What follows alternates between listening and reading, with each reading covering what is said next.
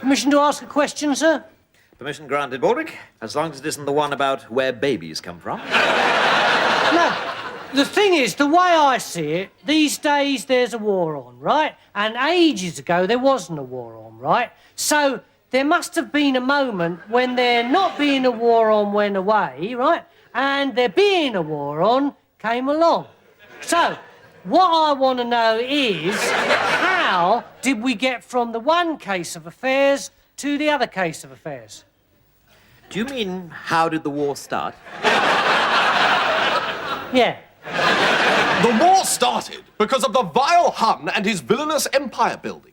George, the British Empire at present covers a quarter of the globe, while the German Empire consists of a small sausage factory in Tanganyika. I hardly think that we can be entirely absolved from blame on the imperialistic front.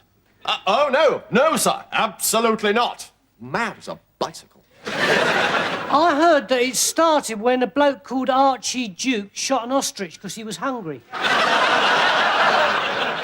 I think you mean it started when the Archduke of Austro-Hungary got shot. No, there was definitely an ostrich involved, sir. Well, possibly.